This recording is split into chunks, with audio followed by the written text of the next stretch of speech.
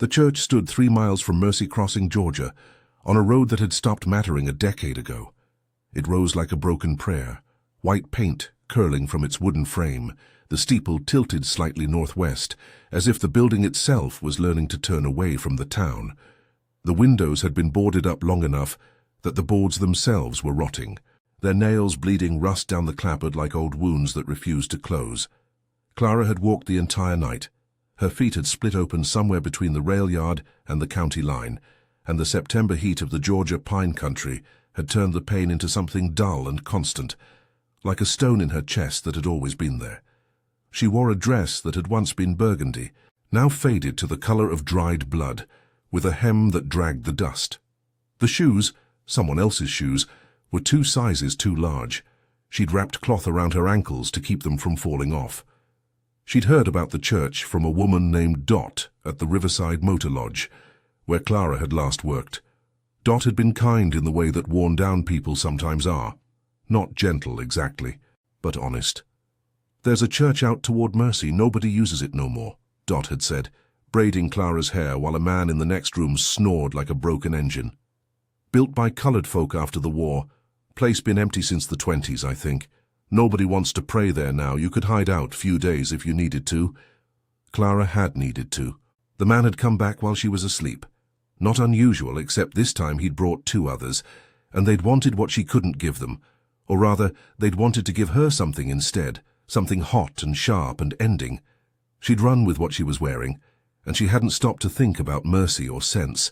She'd only thought about the church Dot had mentioned, the way a drowning person thinks about the surface of water. Now in the slanting light of early morning, with her breath coming in the shallow, careful rhythm of someone listening for footsteps, Clara approached the church door. It was locked, but the lock was corroded nearly to powder and a single shoulder against the wood, her shoulder, which had learned to press against many hard things, pushed it open with a sound like exhaling. Inside, the darkness was immediate and complete. The boarded windows meant that no light entered except through cracks in the boards, thin lines of gold that fell across the interior like scars. Dust rose with each step she took, and somewhere in the roof a bird moved with small, frightened sounds. Clara let her eyes adjust, and slowly the shapes emerged.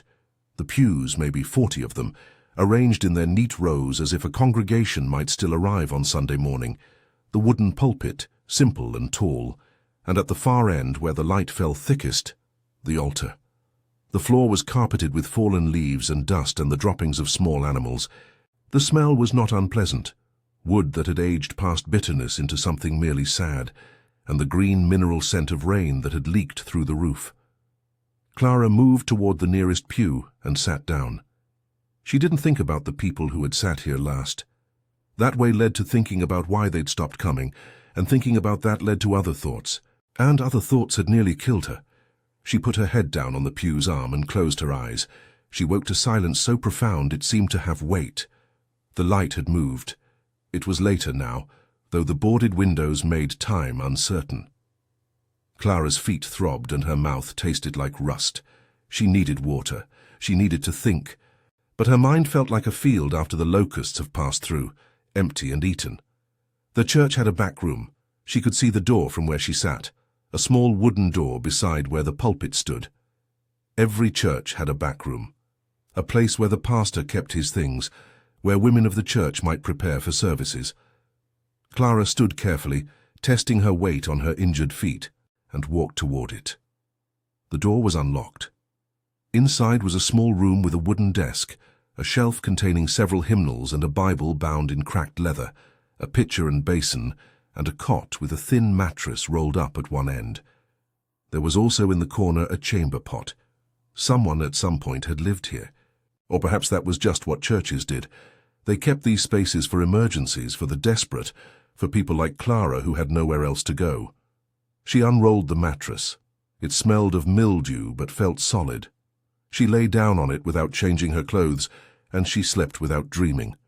The days moved like a bird with a broken wing, unreliable in their passage, but alive nonetheless. Clara learned the rhythms of the church. The light would creep across the interior, following a path that changed with each passing hour. Birds would settle in the rafters in the late afternoon and leave at dawn. The wind moved through the gaps in the boards with a voice that sounded almost like speech. There was a well behind the church, capped with a wooden cover. The cover was heavy, but Clara was strong in the way that malnourished people sometimes are. It was the strength of desperation, of having nothing left to lose. She would lower the bucket and draw up water that tasted of minerals and depth and time. She washed her feet in the basin in the back room. The wounds began to close over, forming dark scabs that would eventually become scars. She found food in the town. Mercy Crossing was small enough that she could move through it unseen if she was careful. There was a general store, and behind it, a chicken yard. There were fruit trees on abandoned properties, heavy with late-season apples that were beginning to ferment on the ground. She was not the first person to live on the margins of survival, and the margins themselves contained the knowledge of how to survive them. On the fourth day, she found the loose floorboard near the altar. She had been sitting in one of the pews, a hymnal open on her lap, though she wasn't reading it. The hymnal was simply something to hold, something that connected her to the fiction that she was someone who might read hymnals. She'd noticed that the floorboard in front of the altar was slightly raised, warped by age or water damage, and without any real purpose, simply the need to move her hands, she'd gotten down on her knees and tried to pull it up. It came free with surprising ease, and beneath it was a small space, hollowed out as if deliberately. Inside the hollow lay a tin box, painted green, sealed with verdigris and time. Clara's first instinct was to push the board back down, to leave the box undisturbed. There was a superstition in her, old, from her mother, who had believed that touching hidden things brought their curses into the open. But Clara had already been cursed, she thought. She had been cursed for so long that she had stopped believing in curses that could be worse. She opened the box. Inside was a journal, leather-bound, its pages yellowed. There was also a photograph, daguerreotype, very old, showing a man and a woman standing together, their faces serious in the way of old photographs, and a young girl between them. And there was a letter addressed in fading ink to whoever finds this. Clara's hands were shaking. She didn't want to read it. She wanted to put everything back and pretend she'd never seen it. But her eyes were already moving across the words, and her mind was already beginning to understand, and once understanding begins, it cannot be stopped. The letter began, "My name is Samuel Keene. I am the man who built this church in 1886, 3 years after I was freed from bondage on the Mercy Plantation, 3 miles from this very spot.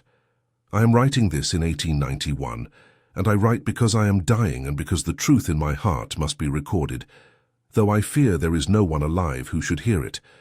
If you are reading this, I am long dead, and perhaps the world will not make me more dead than it has already tried to make me. Still I write. I write because the girl in this photograph was my daughter, and she deserved better than silence." Chapter 2. The Testimony. Clara read the journal slowly, a few pages each day, in the afternoon light that fell through the cracks in the boards. Samuel Keene's handwriting was careful and deliberate, the work of someone who had learned to read and write late in life and treasured the skill enough to maintain its precision, even as age made his hand shake. The story he told was not simple. It was not the kind of story that fit neatly into the narratives that people told themselves about the South, about freedom, about redemption. Instead, it was the story of a man trying to build something in the ruins of what had been taken from him. Samuel had been enslaved on the Mercy Plantation for 43 years. He did not write about the specific brutalities of his bondage. Clara understood that some things did not need to be written to be known, but he wrote about the day he was freed in the spring of 1861, when Union soldiers came through Georgia. He had walked off the plantation wearing the clothes on his back and nothing else. He had walked north and east and finally south again, finding work where he could, moving through a world that had been fundamentally altered but had not yet decided what shape to take. In 1865, he had settled in Mercy Crossing. There was work there. Freed people were building something in the aftermath of the war, creating communities in the spaces where slavery had left holes. He had worked as a carpenter, and he had learned his trade well. In 1868, he had married a woman named Ruth, who had been freed from a plantation 2 counties over. They had a daughter, born in 1870, whom they named Grace. Grace, according to Samuel's account, had been beautiful in a way that marked her as vulnerable. She had been born into a world that was still deciding how to treat the children of freed slaves, and the world, it seemed, had decided cruelty was the most appropriate response. In 1885, when Grace was 15 years old, she had caught the attention of a man named Edmund Priestley. Priestley owned the largest store in Mercy Crossing, and he was a man of significant influence in the town. He was also married, with 3 children of his own, and he was white. Samuel's account of what happened next was written with the careful language of someone terrified of being disbelieved, of being accused of lying or exaggerating. "My daughter was not willing," he wrote. "I want this recorded clearly. She was not a woman of loose morals. She was a good girl raised in the church, devoted to her mother and to God." When Priestley came to her at the creek where she went to draw water, she said no. When he returned to our home with the pretext of business, she said no. When he sent her a note that said he would make trouble for our family if she did not comply, she came to her mother crying, and her mother came to me. Samuel had gone to Priestley with a demand that he leave Grace alone. "I was not wise," Samuel wrote. "I was angry, which I have learned is the worst condition for a colored man trying to make himself heard by a white man. But I was also her father, and I could not remain silent." Priestley had laughed. He had told Samuel that Grace had already been his, that Samuel's daughter was a liar, and that if Samuel continued to interfere, he would see to it that Samuel's business, a small carpentry practice, would fail, and that Samuel himself would be driven out of town. Samuel had done what any father might do. He had warned Grace to stay away from Priestley. He had gone to the other colored people in Mercy Crossing and told them what had happened. He had hoped that the community would protect one of its own. What happened instead was that Priestley had brought accusations against Grace. He said she had stolen from him. He said she had been in his home with intent to rob him. He said she was a whore and a thief, and that her father had put her up to seduction as a criminal enterprise. There was a trial, if one could call it that. Samuel's testimony had been declared inadmissible because he was colored. Grace's testimony had been ruled contradictory and unreliable because she was a colored girl of questionable morals. Priestley's testimony had been believed because he was a white man of standing. Grace had been sentenced to 2 years of labor at a workhouse 40 miles away. Samuel's daughter had been taken from him, marked as a criminal for the sin of saying no to a man who had the power to destroy her for it. "She died there," Samuel wrote, and his handwriting became shaky, less controlled. After 9 months, a letter came to tell us that our daughter had died of dysentery. She was 16 years old. I never saw her body. I never buried her. There was no grave I could visit, no place where I could mark what had been lost. Clara had to stop reading at this point.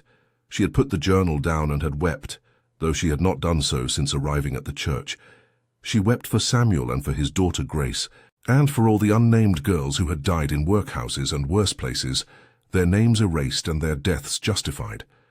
The next section of the journal detailed Samuel's decision to build the church. It had taken him years of working, saving, planning. He had wanted to build something that would stand. He had wanted to create a place where the people of Mercy Crossing, the colored people, the freed people, the people whose children had died in workhouses, could gather and speak their truth. "I will build this church," he had written in 1884, "and beneath the altar of this church I will place this record. I will place the photograph of Grace so that someone someday will know that she existed. She will not be forgotten by God, but I wanted to ensure she was not forgotten by man either." The church had been completed in 1886. Samuel had done much of the carpentry himself, and the community had helped with the raising of the frame and the placement of the steeple. It had been beautiful once. Clara could see that even in its decay. The wood had been carefully chosen. The joints were precise. It was a love letter built in timber, a monument to a daughter and a people. For 5 years the church had thrived. People came on Sunday mornings. They sang. They prayed. They spoke their truth in the space that Samuel had built for them. But things in Georgia were changing, and not for the better. Redemption, as it was called, the taking back of political power by the white people of the South, had progressed from the margins to the center. Laws were being written. Restrictions were being codified. The fragile community that had formed in Mercy Crossing was being slowly torn apart. And then in 1891, Edmund Priestley had died. He had been struck by a horse cart while crossing the street, and he had died from his injuries 3 days later. At his funeral, attended by much of the White Town, he had been eulogized as a man of business and principle. Samuel had attended the funeral. He had stood in the back of the White Baptist Church, allowed to stand outside the pews, in the space designated for colored people, and he had listened to the lies being spoken about a man who had destroyed his daughter. That night, Samuel had written the final entry in his journal. He had returned to the church he had built, and he had placed the journal, the photograph, and the letter beneath the altar, in the hollow space he had deliberately carved out years before. "If there is a God," he had written, "let this truth be preserved. Let someone know what happened. Let my daughter's name be spoken again. Even if it is only whispered, even if it is only by someone who finds this after I am dust, let her name be known. Grace Keene. Grace, let this word be my last prayer." He had sealed the tin box with wax and had hidden it beneath the board. That same year, the church had begun to empty. People had moved away, seeking work and safety in other towns. New laws had made gathering itself a kind of risk. By the turn of the century, the church had ceased to function. It had been left standing only because no one had bothered to tear it down, and because destruction, like memory, requires attention. Samuel Keene had lived another 7 years after writing his final entry. He had died in 1898, and he had been buried in the cemetery at Mercy Crossing, beneath a stone so worn by time and weather that it had become nearly illegible. No one visited his grave, no one spoke his name. The church he had built stood empty, and the truth he had hidden beneath the altar waited in the dark. Until Clara had found it. Chapter 3. The Reckoning. Clara finished reading the journal on the 8th day of her refuge in the church. She was sitting in one of the front pews, the leather-bound pages open in her lap, and when she read the final entry, Samuel's prayer, his desperate plea for remembrance, she understood something about her own desperation that she had not fully grasped before. She had run from the men in the motor lodge to save her life. That was the simple fact. But she had run because her life had value. That was the thing she had forgotten. Somewhere in the progression of years of men treating her body as though it were a commodity, a resource, a thing without ownership or worth, she had begun to believe that her life had no value at all. Samuel Keene's journal was a testimony to the value of a life that the world had tried to erase. Grace had been a person. She had said no. She had been disbelieved and punished for it. She had died in a place designed to erase people like her. But Samuel had remembered. He had written it down. He had hidden it in a place he trusted it might one day be found, and Clara had found it. She understood, in that moment, what she had to do. She made copies of the journal entries in a notebook she found in the back room. She had decent penmanship. The nuns who had run the orphanage where Clara had spent her childhood had insisted on it, and she spent days carefully writing out Samuel's words in her own hand. She also made careful notes about what she had found and where and how. When the copies were complete, she gathered the journal, the photograph, and Samuel's letter, and she wrapped them carefully in cloth. Then she made a decision that changed the trajectory of her life. She walked into Mercy Crossing in the early evening, when the stores were still open and the streets still held people. She was wearing the burgundy dress, which she had washed as best she could. Her feet had mostly healed. She had pulled her hair back neatly. She looked, she hoped, like someone who had a purpose, and not like a fugitive. The newspaper office was a small building next to the general store. Inside, a man in shirt sleeves sat at a desk surrounded by papers and type. He looked up when she entered, and his face went through a rapid series of expressions: surprise, wariness, calculation. "I'm looking for whoever writes the newspaper," Clara said. "That would be me," the man said. "I'm Thomas Pritchard. I edit the Mercy Crossing News." He paused. "You're not from around here?" "No," Clara said, "but I found something that people in this town should know about. Something important, something true."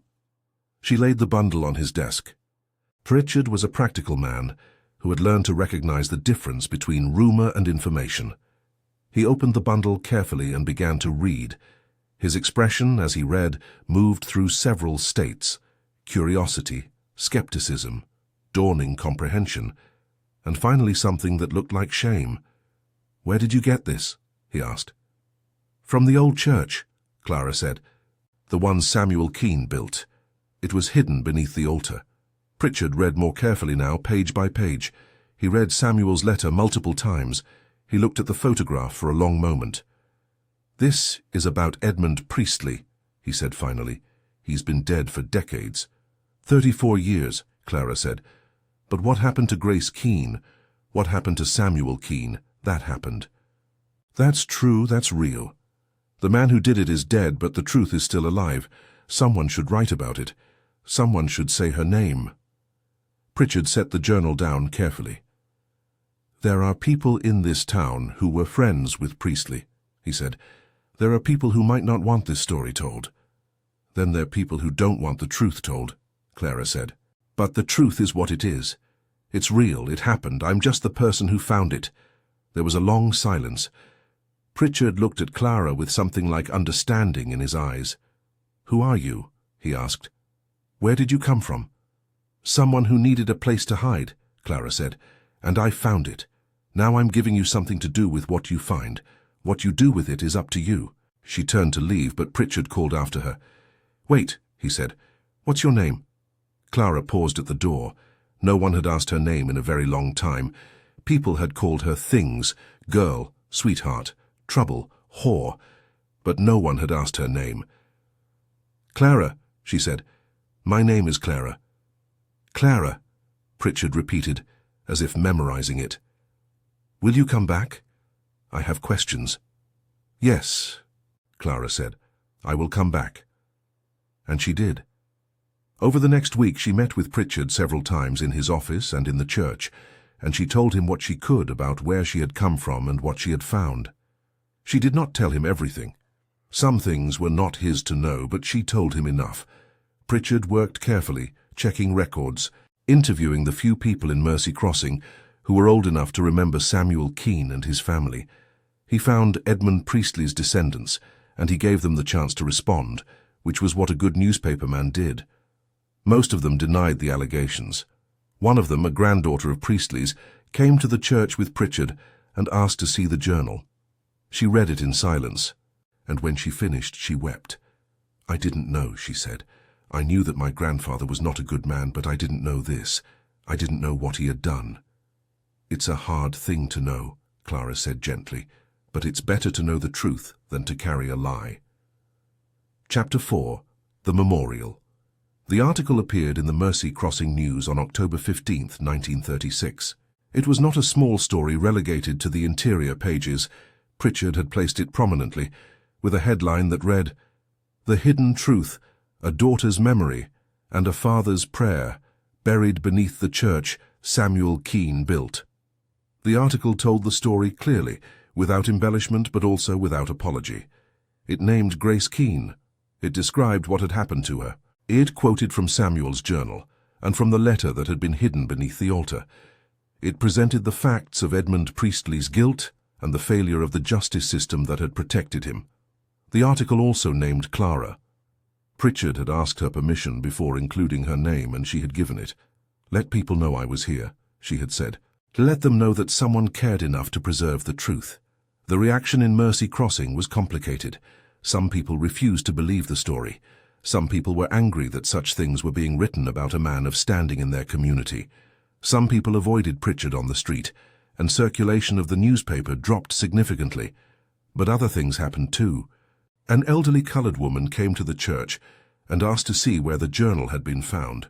She brought with her a younger woman, her granddaughter, and she said, "I knew Grace. I remember her. I thought she was forgotten, but she wasn't. She was remembered." She wept at the altar, and her granddaughter held her. A man came who had known Samuel Keene, a great-nephew, and he said he wanted to help restore the church. "My great-uncle built this as a monument," he said. "I think it should stand.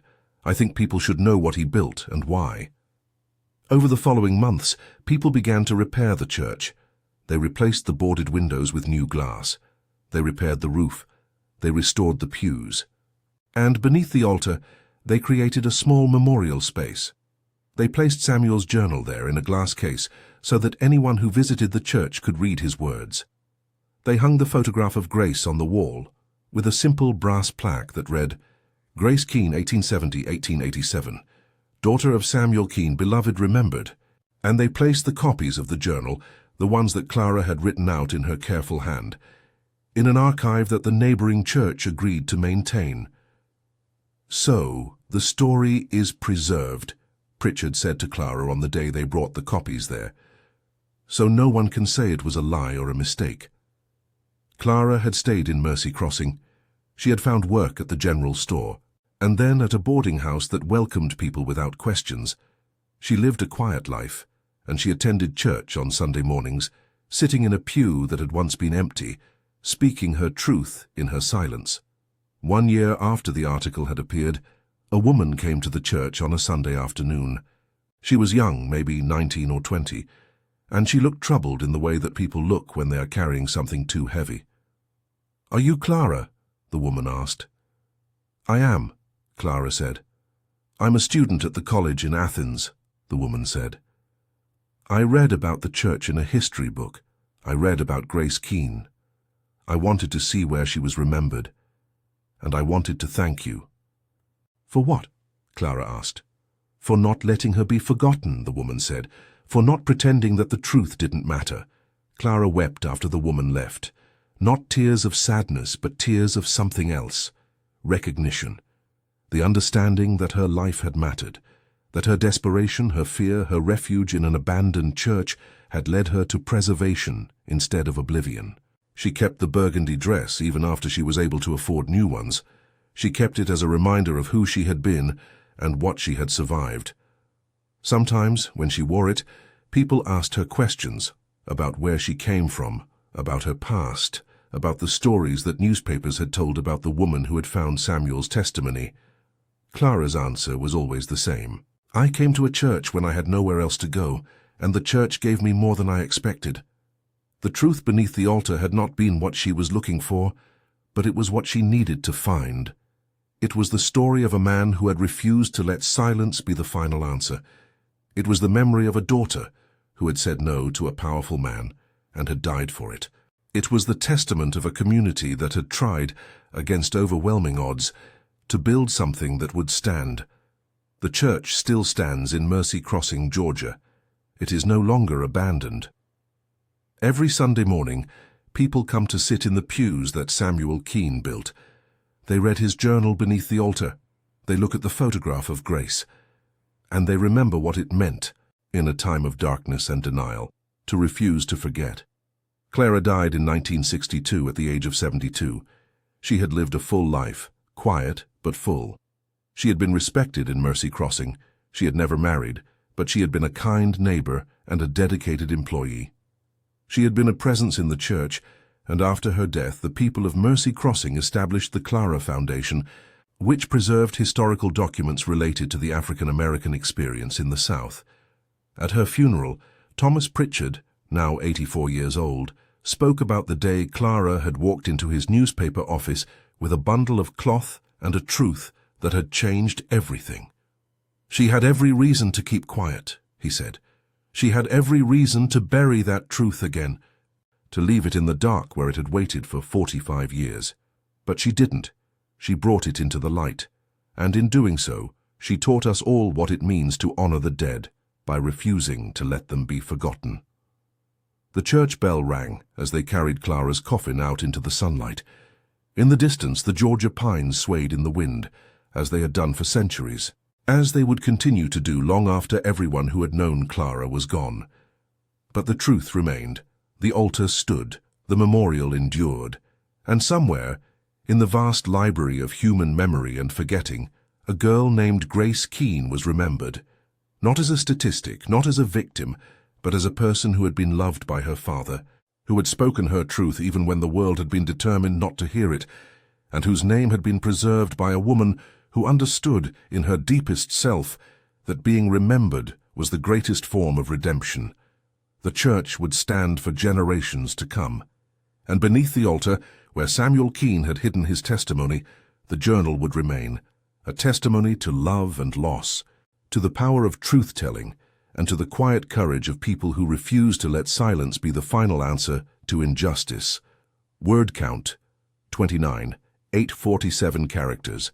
This narrative captures your vision of Latin American realism, transported to the American South, with themes of displacement, hidden histories, moral courage, and quiet redemption woven through. The curse here is not supernatural but deeply human, the erasure of truth, the silencing of victims, and the forgetting of those who have suffered injustice. Clara's journey from desperation to purposeful action mirrors the discovery itself, from hidden trauma to visible testimony. The church becomes both refuge and monument, and the truth beneath the altar represents the power of memory to resurrect dignity from graves.